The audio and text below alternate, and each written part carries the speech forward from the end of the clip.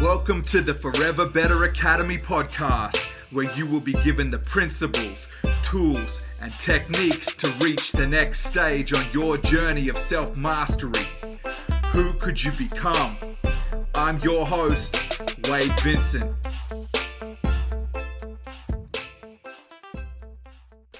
What if you could choose who you wanted to be?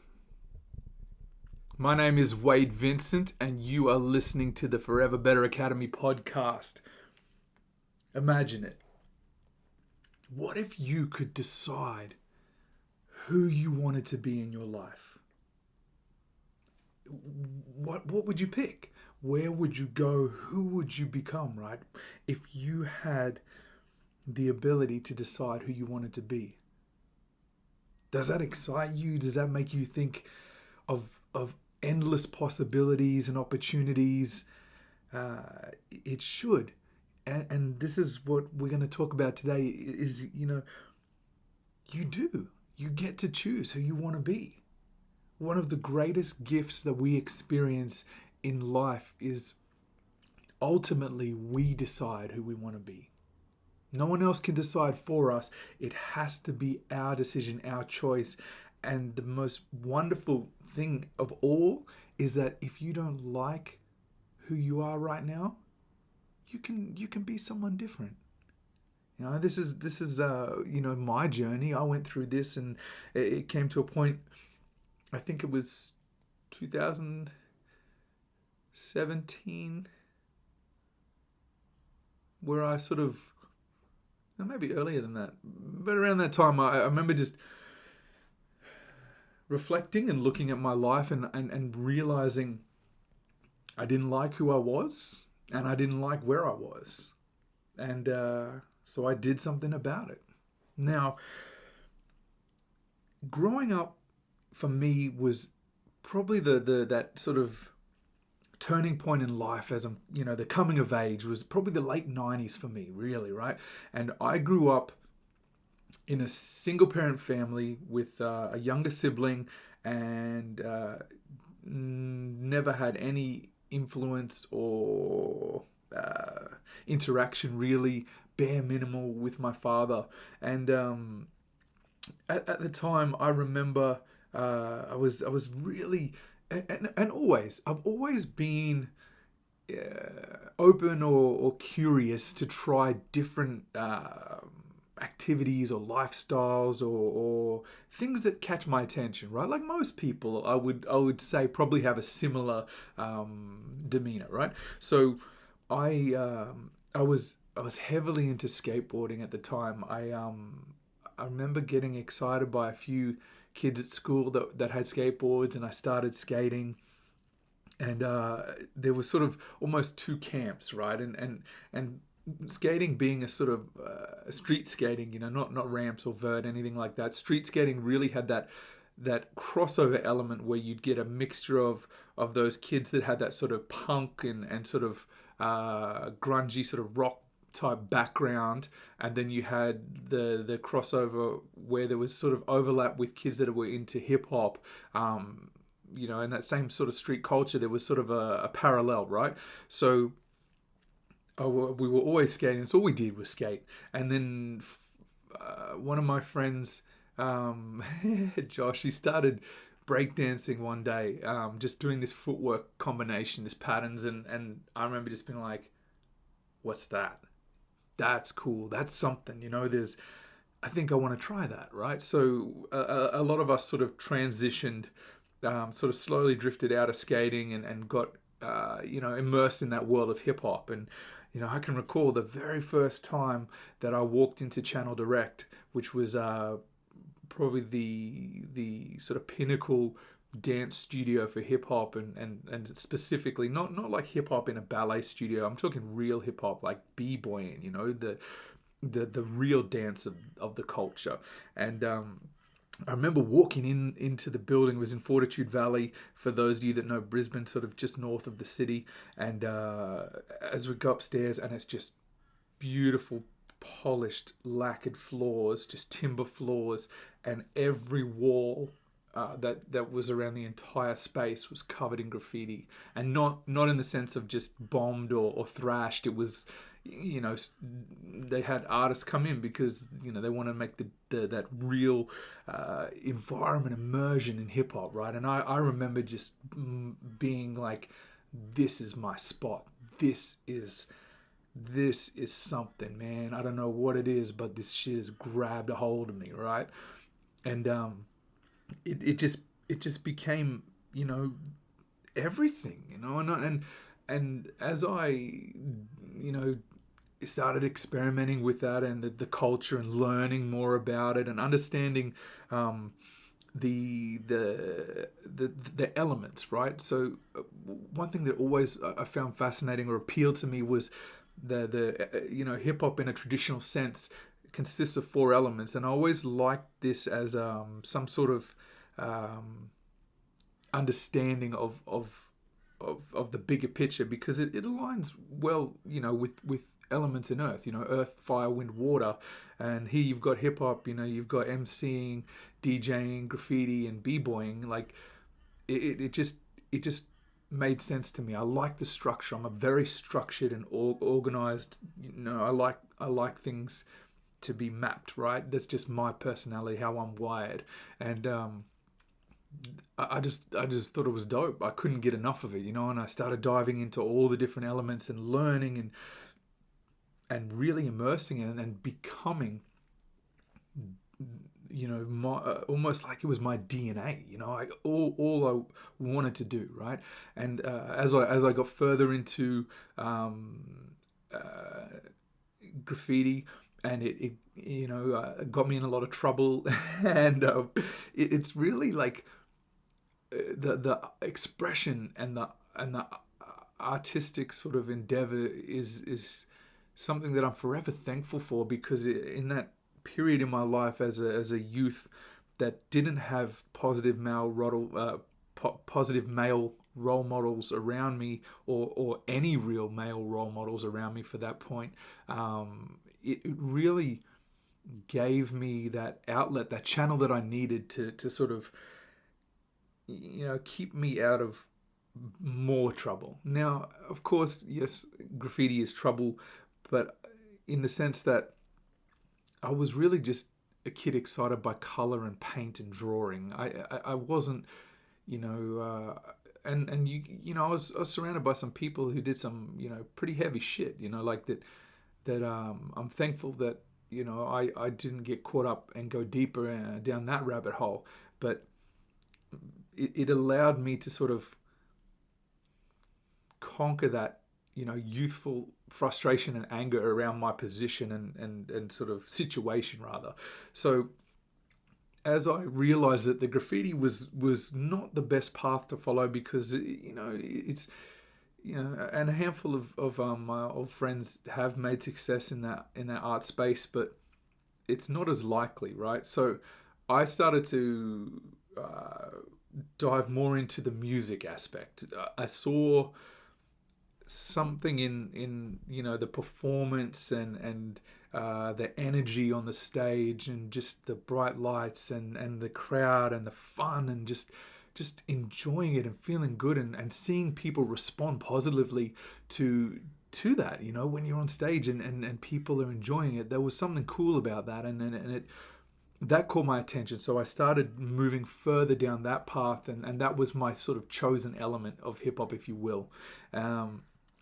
I think a lot of the music really resonated with me because, you know, the similar stories in that, you know, obviously, you know, I'm not growing up in a city ghetto community, but I related to the stories of not having a father around, and not having a lot of you know, money in our family and opportunity, and just it gave me a sense of belonging, right? So this was part of me deciding who I wanted to be, you know, and figuring out the kind of person I am. You know, you have to go through these experiences and learn about yourself. So I had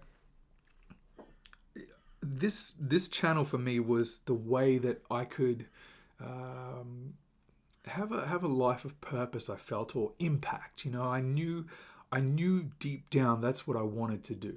I wanted to make a difference, share lessons and stories and guide people with the things that have shaped my life or impacted me and that have helped me on my journey. And I wanted to share that and give that to other people.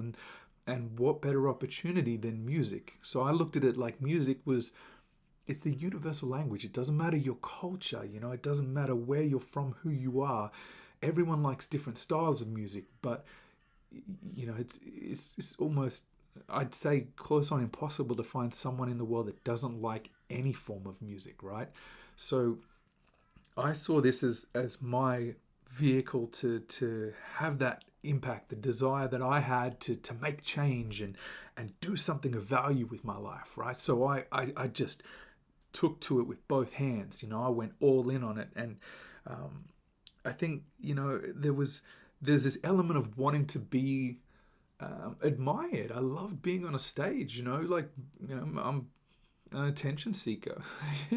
This is what it is. I enjoy it. But there's elements of I guess probably you could say there's a selfishness underlying that, but ultimately it's I feel like it's a win-win equation, because if I can do something that makes a difference, or I've wrote a song that has a story or impact that changes someone's life, we're both winning from that equation, right? I'm helping others and helping myself. That's the ultimate. That's the best way to frame these things. If you have an arrangement where it's win-win, that's the best kind of deal, right? So I wanted that. I wanted that admiration, and I was excited by that, and then at the same time, I just wanted to be good enough at something, and I saw this as my lane. This is me. This is who I am. This is the person I want to be. I get to decide. So this is what I've chosen. I'm all of 17 years old. Like I'm a man. I know what I'm doing, right?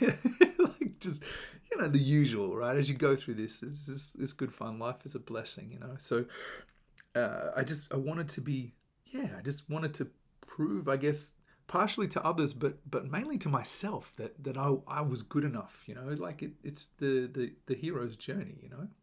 And for those of you that aren't familiar, please pick up Joseph Campbell, The Hero's Journey, or Hero with a Thousand Faces. Those books will give you a better insight and understanding of that underlying instinct and drive within you as to why humans have those desires and why purpose is important to us. Fantastic books. Read those books if you haven't already.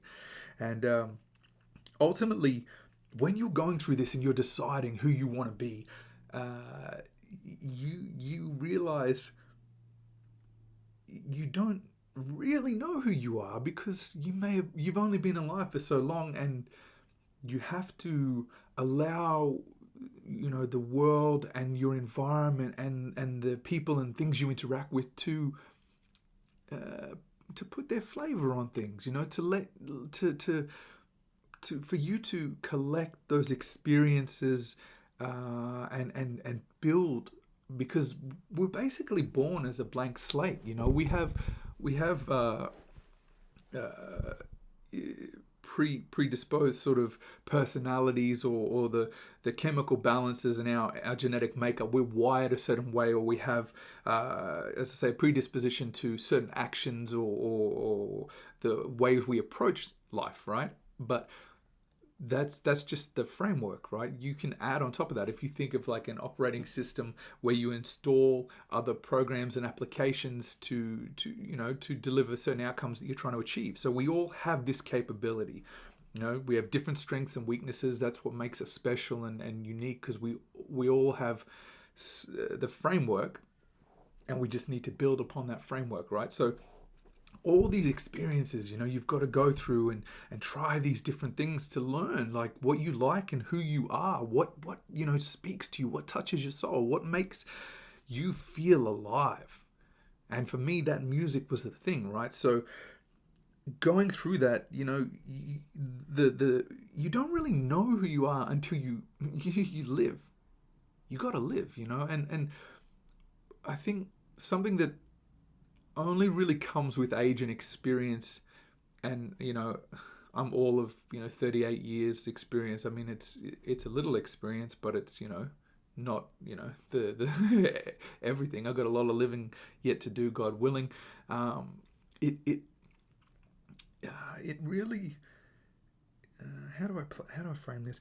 It, you have to you can't really know things until you go through them. It's probably the best way that I could think to explain it. So you have to keep evolving, growing and changing and becoming, right? That's why I always say, who could you become? Where do you want to go? It's your choice. You get to decide. So the first challenge that most of us come across is when you're a teenager and you're trying to decide and you're learning, and most people have this question of, who am I? What am I here for? What do I want to do? You can't know from the beginning, and sometimes it's easy to confuse that or assume that. So it automatically, it doesn't exist. You don't just come into life and you're born and you've got it, you figured it all out. It doesn't work like that. All these outside influences shape and color who you are, right? So when you're struck with that realization that you have to figure this out,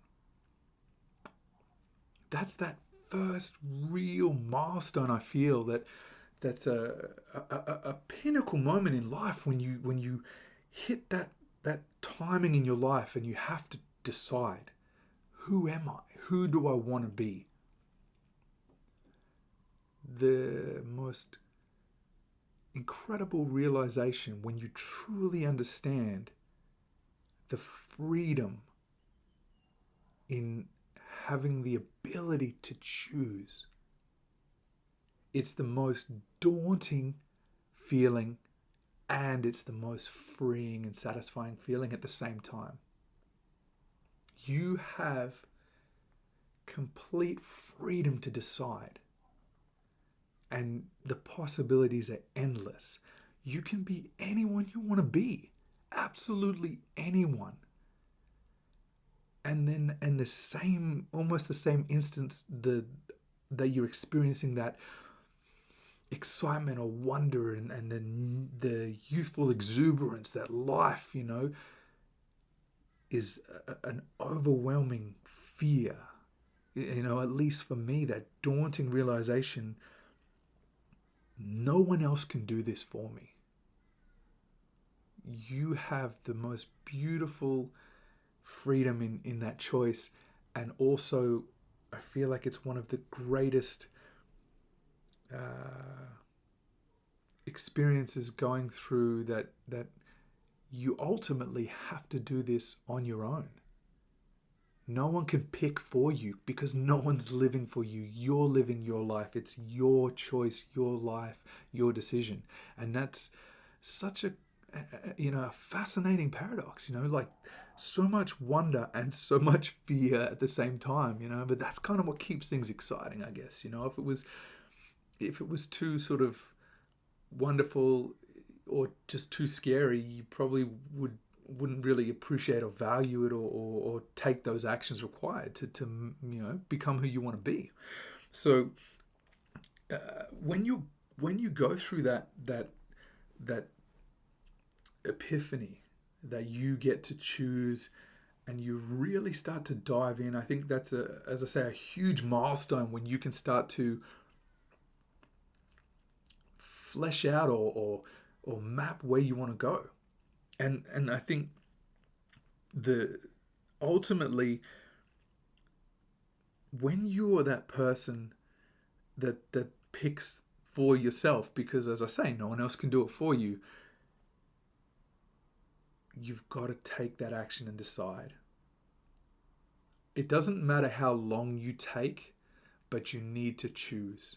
And the only way for you to really know what's right for you is to try lots of different things. Now, when I was when I was in that sort of frustration and the anxiety around trying to figure out, what am I doing right now? It just takes work, and it's easy to look back. In hindsight, you can sort of see the dot points that led to where you are from where you were. But when you're at that starting line and you're not sure where to go, it's overwhelming, but you can't let it paralyze you. The fear can't stop you from taking action. Just take any action. Try something different.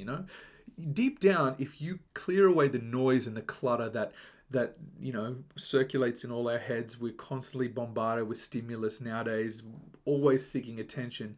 You have to remove those distractions, and if you listen back to that voice inside, there's a little seed that will tell you, that will guide you in the right way. It's this little, almost like a beacon, like like I guess if you say, you get like dolphins, or other sort of marine animals that use like sonar, or magnetic fields to navigate. I feel like there's that little piece inside us that helps nudge us onto the right path and keeps us aligned with where we're truly meant to be. At least that's the case, what I've experienced in my life. Maybe it's different. If it's different for you, let me know. Put something in the comments, please. I'd love to hear from all of you, all your experiences, and how you're going through this same journey, right? So when you strip away all the unnecessary distractions and noise, I personally, in my experience, found that the little voice or that calling inside that led me down that world with hip hop and the elements and music and art, that was the vehicle that I believe was the one to take me, on my journey, down my path. And at that time in my life, it was the same feelings and desires and purpose still resides within me, and now the vehicle's changed. I'm in a different stage of my life, and I think that's why it's important not to be hard on yourself or look back with regret, because everything that we go through prepares us for what's yet to come. And I couldn't be ready or prepared for the position I'm in now if I didn't experience the wonderful world of hip hop and immersion through that culture that I did.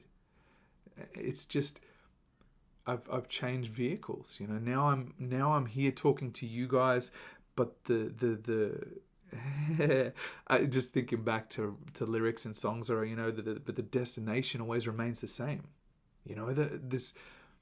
It's still the same thing. I still want to make an impact for people. I still want to guide other people and share stories and wisdom and experiences with others, because I know that ultimately I can help people. And that's it's still, as confused as I was when I made the transition from the vehicle that I was in, being hip hop culture, to the vehicle I'm in now. When you're running down the highway and you're jumping out of a car to try and jump into another moving vehicle, it's scary. It's daunting. You don't know if you're going to make it. You don't know if you're going to get run over by another car, but that's life, right? What other choice do we have? So I want you guys to know that the ultimate outcome with this is you get to decide, who do you want to be. And when you do decide, there's this perfect feeling of peace and alignment, because you are living in your fullest self. It's freeing. There's this balance. It's very hard to explain, and words don't do it justice until you experience it for yourself, and each person has to experience it for themselves. But there are guides along the way that can share insights, like the people that have helped me to find that balance and harmony within myself and align my purpose and journey with the tools that fulfill me and others. And once you feel that, beyond everything else, truly understanding that once you uncover the way that you can align and use the vehicles and the tools that are going to serve you to follow your purpose, it comes from going through multiple experiences, layering on all this different wonder and joy and experience through life, interactions with other people and environments. And then once that's all marinated and soaked into every ounce of your being, then you need to strip away all the unnecessary layers. And once you've done that, you're left with a distilled, boiled down, refined, purpose and alignment. I can't think of a better word to explain it, and this is using those chef analogies. When I was a chef and you were making a stock, right? It was the foundation for any sort of sauce or soup or flavoring that you were putting in a dish. You would take a massive pot and you would fill it up with, let's say, beef bones and root vegetables and spices and herbs and just a mass amount of water. And you would boil that and boil that. You'd add all these different ingredients, right? Being experienced. And you would boil and boil and boil, and it takes time. Over time, that liquid would start to reduce. It would boil away the steam, all the unnecessary excess would remove, and then we would scoop out all the bones and all the herbs and stuff that had soaked into the liquid, and then we were left with the most flavoursome, fullest stock base that was the foundation, being the same in foundation for your life and who you are. I think it's easy to understand it sometimes using those kind of analogies, but go out, try more things, do more things, experience more. Don't be afraid, because it's all part of your journey. It's all your path. It will lead you where you need to go, and then from there, you've become who you're meant to be. Until the next journey, right? Constantly moving and finding out, and you don't have to define it with one person you can be. I've tried tons of different personalities, personas. Personality sounds weird, like I'm not multiple personalities, like schizophrenic. I mean, in the sense of who do I want to be? I've been a skateboarder, I've been a dancer, I've been a rapper, I had dreadlocks, I've been a truck driver, I was a chef, I've been business, I've been in sales, I'm a podcaster. It's all part of the process. Who could you become? Make that choice. You decide. And when you decide and it suits you in that moment, if you want to change, you can. It's open-ended. It's abundant. There's freedom in choice. You have that. As long as you're breathing and you're here, you got opportunities, you got time, you've got growth, you've got potential.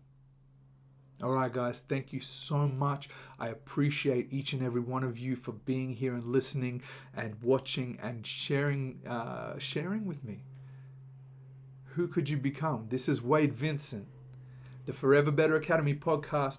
I will make another episode for you guys and release next Friday. Until then, have a lovely weekend. Keep going, stay strong, and stay focused. All right, guys, thanks. See you later.